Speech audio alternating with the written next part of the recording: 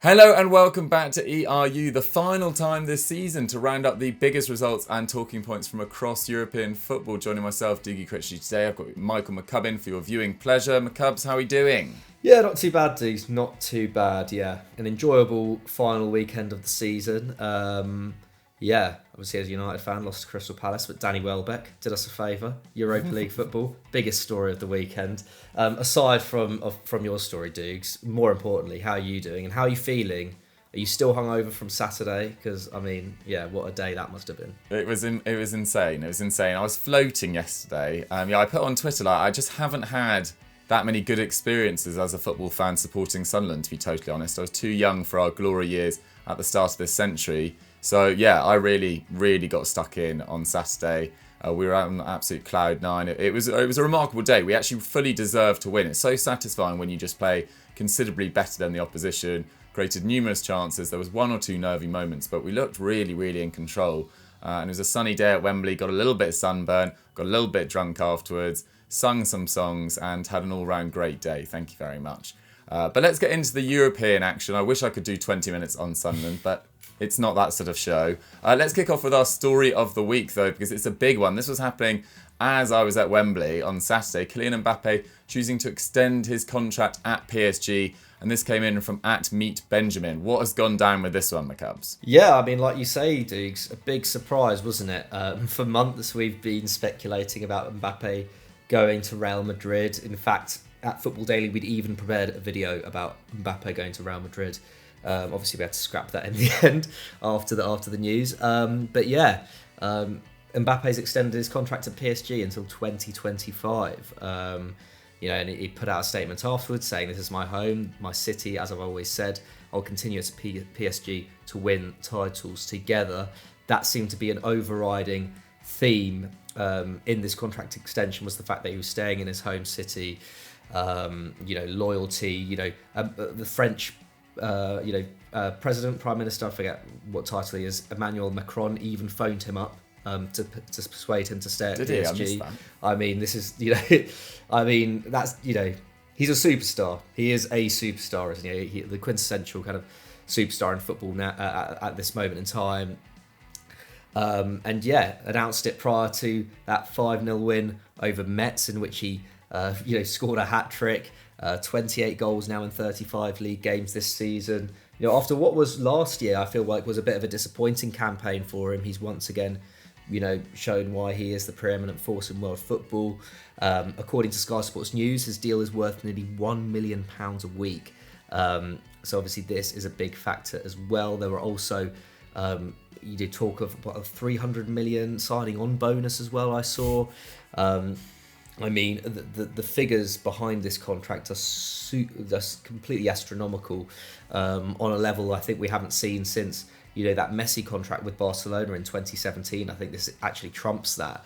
Javier Tebas, the La Liga president, labelled it scandalous. It's not a surprise to see him, making comment on this. This is a guy who introduced really stringent financial fair play rules within La Liga, which has benefited a lot of the smaller clubs in particular, and to have Mbappe not come to La Liga, which would have been a huge commercial draw for the competition. It's no surprise to see that he's pretty upset about it. So we have what he said here. He said what PSG is doing by renewing Mbappe's deal with large sums after giving losses of 700 million euros in recent seasons and having more than 600 million euros on the salary bill is an insult to football. And he has a point. PSG obviously embody the new money in football. They're a state-owned club. They've been able to put out sign Mbappe to this deal with seemingly unlimited resources and with no repercussions at this moment in time, at least. I definitely understand why the president of La Liga would be frustrated by that. He's filed a complaint, I think, to UEFA and I think also to the EU Commission, I think it is, or some sort of EU kind of authority. It's pretty mad. Sorry, I've got it down here. Actually, it's a €100 million signing on fee, not a €300 million euro signing on fee. So apologies about that. So financially, it's a bit mad, especially considering that Real Madrid were willing to stump up almost as much, I think. But Dukes, what do you make of this from a footballing perspective? Yeah, I mean, it's worth saying that if anyone's worth this sort of money in football, given his age and talent, I mean, he has been probably one of the two outstanding players in Europe this season, along with Karim Benzema, I'd argue. He's definitely been more consistent than Mo Salah. So Mbappe, if anyone is, he's probably worth it. He's got 39 goals and 26 assists in 46 games this season. Wow. That's 1.4 goal contributions per game. But I've got to say, on a footballing basis, I don't really understand it. PSG were pretty good against Real Madrid, it's got to be said, for 3/4 of that last 16 tie. But Real Madrid are probably closer to winning Champions Leagues in the next 2-3 years than PSG are, who are changing their sporting director, Leonardo, who's leaving. Luis Campos is coming in. Pochettino's likely leaving. Zidane's then arriving, probably. So it feels like off the pitch, PSG are a little bit farther behind Real Madrid, who have made a semi-final, of course, last year in the Champions League, and a final, despite being in a transition. And it felt like this would have been the perfect time to leave PSG. There would have been no bad feeling. He's achieved everything he kind of can there, seemingly. And, you know, Messi's going to age out in the next couple of years. Neymar is probably going to start deteriorating the next few years. Like, this was the perfect time to leave PSG, in my opinion. And footballing-wise, it just doesn't really make any sense. They're not being challenged domestically. They finished 15 points ahead of anyone else in Ligue 1 this year. And they've consistently flopped in the Champions League. That's 4 last 16 exits in the last 6 seasons. Did very well in 2020, reached the final, gave Bayern Munich a very good game, but do I see them winning a Champions League in the next 2-3 years? Absolutely not. And it seems like this is purely motivated by money. Obviously, he's very comfortable in Paris. It's the capital of his home country, etc. Paris born. But I think this was the perfect time to move, if I'm totally honest. He's a boyhood Real Madrid fan. Real Madrid preparing for their 18th European Cup final. We've just seen that never say die attitude that they've had in the Champions League this year with miraculous victories over PSG, Chelsea and Man City. And it felt like the perfect time to walk away. Real Madrid finished with 86 points, which is the 3rd best in Europe's top 5 leagues, behind Man City and Liverpool, which is actually tied with PSG, despite the fact that PSG probably play in a slightly less competitive league than La Liga. So I'm not really on board with this on a footballing decision. Financially, you can't really blame him for accepting this ridiculous contract, making one of the best paid players in the world. But McCubs, am I being a little harsh? Can you see more reason behind this? Yeah, I think PSG are not as far away from, you know, being serious Champions League contenders as many think. You know, I think if it wasn't for those 5 minutes of madness or 15 minutes of madness or whatever it was against Real Madrid, we may be seeing them in a Champions League final right now. I think they're,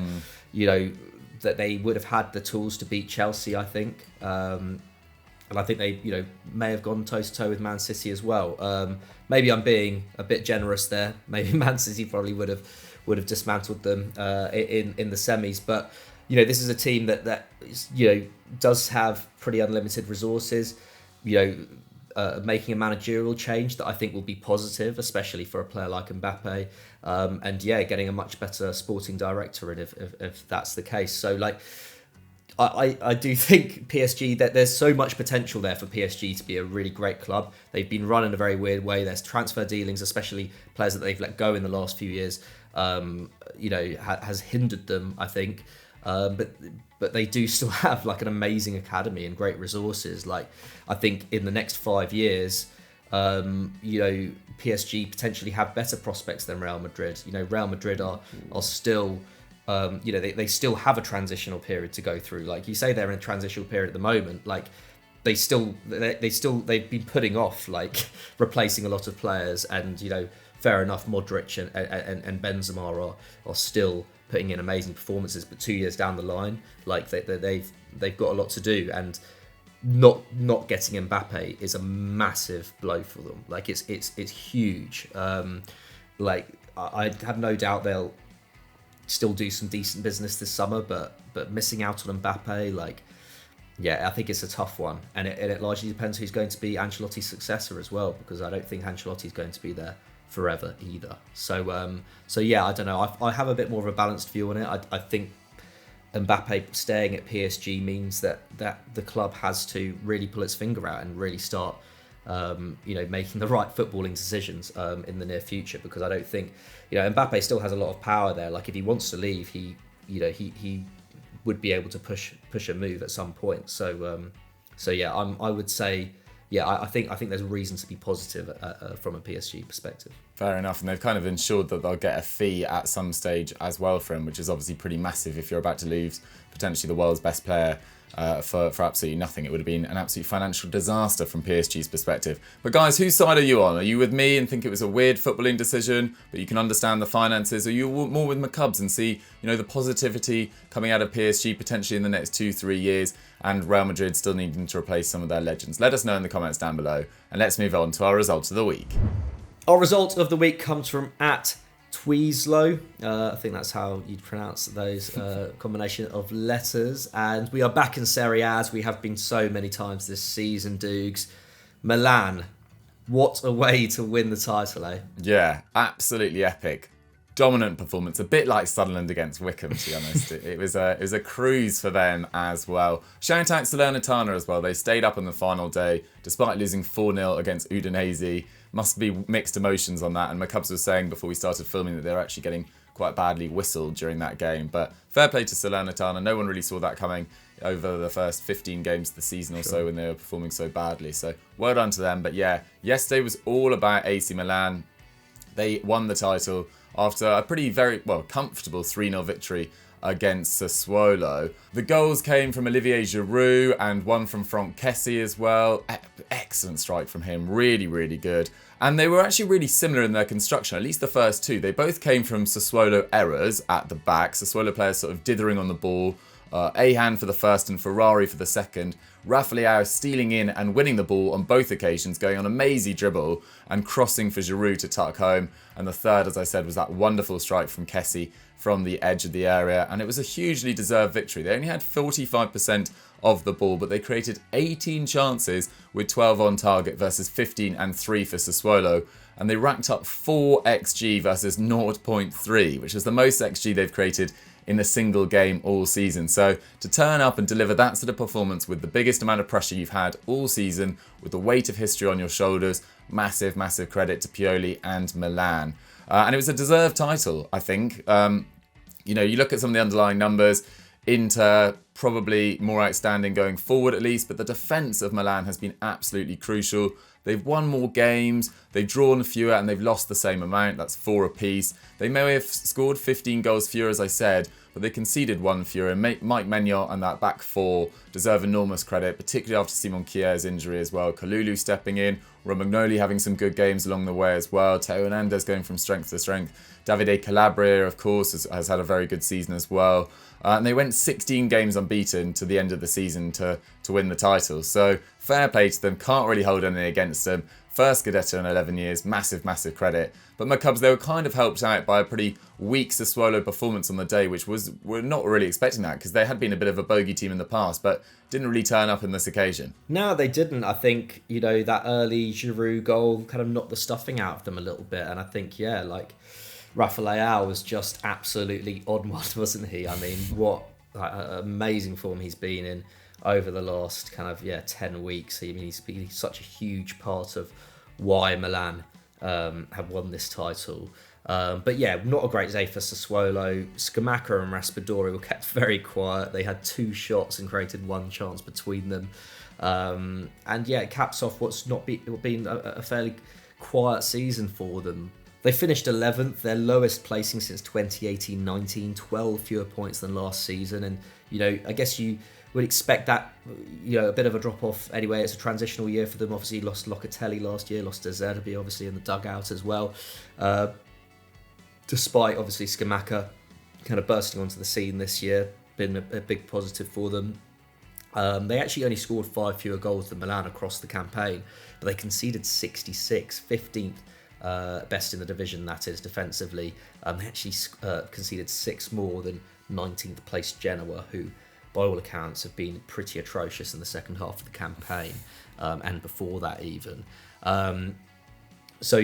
Definitely a season of reflection for them, although, they have overachieved in the past, so it's far from a disaster.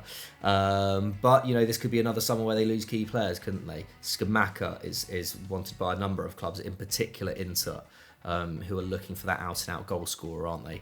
Especially if, say, Lautaro were to leave. Raspadori is wanted by Juve. Berardi, of course, has been linked with a number of clubs over the years. He's reportedly a Milan target. We actually recommended him for Milan on a scout report about a month ago.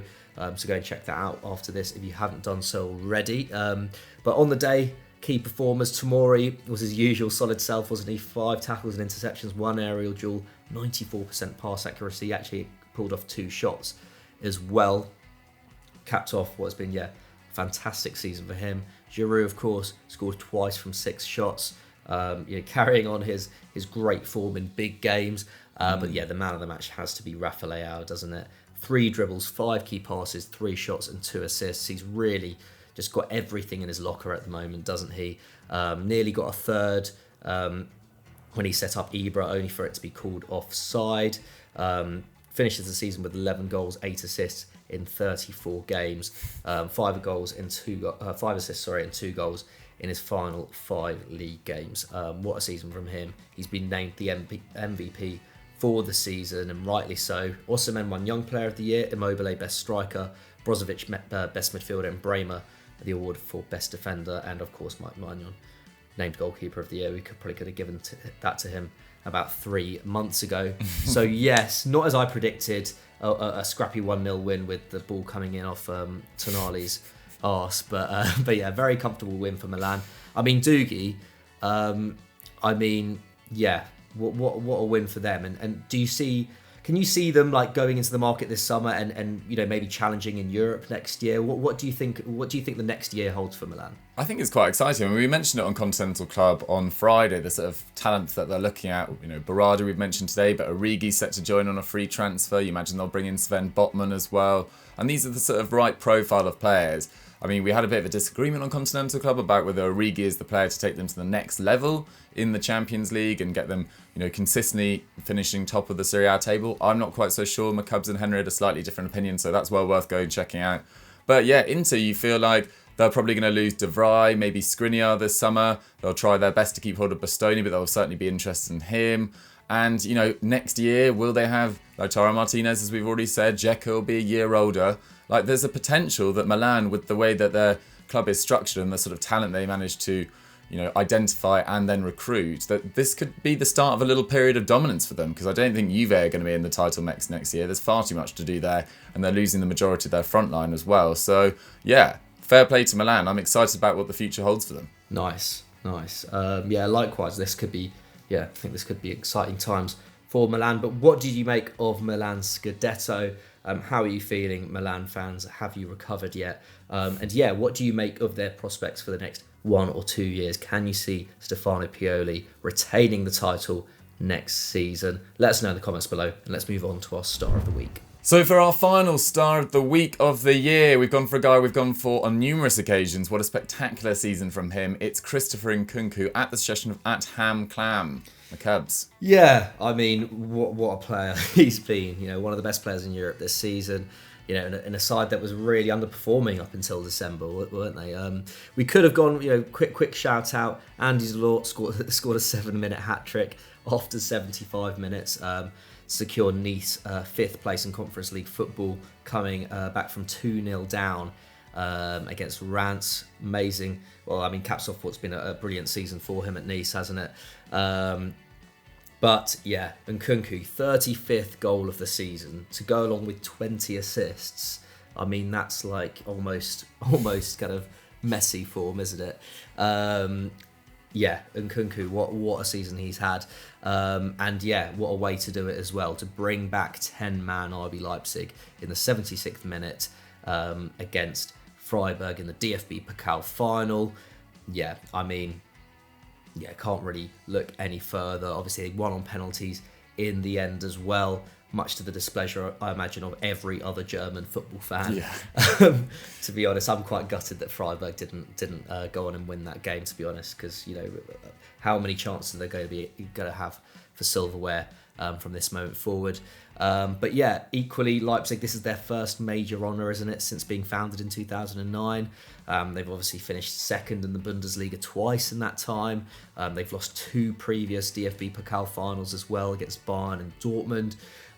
This really felt like their opportunity to do it. And Dukes, I mean, Domenico Tedesco, in 6 months, what a job he's done at Leipzig, isn't he? Yeah, absolutely remarkable. I put it on Twitter this morning. I think he's one of my managers of the year outside of the Premier League, looking at Europe's top 5 leagues, or the other 4 at least. Yeah, I think you're probably looking at Pioli from Milan, Tedesco, Ancelotti, Christian Streich, the Freiburg manager, of course, maybe Clement from Monaco, of course, and I think Xavi from Barcelona deserves a lot of credit. But Tedesco has done absolutely brilliantly, because it's worth remembering De Bullen were 11th when he took over after 5 defeats in their opening 14 league games of the season. But they've only lost 4 of their next 20. They finished 1 point clear of Union Berlin in 4th, and they've won their first ever trophy despite playing with 10 men for 50 minutes and 9 for just 2 minutes as well, of course, because Kevin Campbell was sent off at the end of extra time. And things are looking potentially a little bit exciting for a potential title battle next year. So only Bayern Munich with 43 picked up more than Leipzig's 40 points in the Tedesco era. They scored 5 fewer than Bayern in that time, but conceded 3 fewer as well. So that defence really got back to its sort of Nagelsmann best under Tedesco. And I feel like with Dortmund changing manager, I think Terzic is being announced, and they've made some exciting signings as well. But I think it'd be unlikely to see a title challenge from them next year unless they sign a superstar striker without Haaland in there. But Leipzig, if they keep hold of Nkunku, which they've said they are absolutely determined to, then there could be a proper title battle next year for the first time in ages, which is hugely exciting. So yeah, I'm feeling pretty confident about Leipzig. But as you say, massive credit to Freiburg for getting to this final and for putting together such a good league season as well, finishing 6th, I believe. Amazing work from Christian Streich, who's one of the good guys of football. So credit to them, credit to Tedesco. But yeah, as you say, very few German fans will be delighted with this one. But guys, that's all we've got time for on ERU for this week. I hope you guys enjoyed our rundown of the latest results across European football. What a season it's been. It's been hugely exciting. FD are going to start ramping up the transfer content. But McCubs, if they want to watch another bit of Football Daily content, what should they go and watch now? They should go and check out The Explained we put out yesterday, very well written by Henry Hill, all about Stefano Pioli and how he's transformed this Milan side. So yeah, go and check that out. Perfect. Thanks very much for watching, guys. Away the lads, and we'll catch you later in the week. Bye.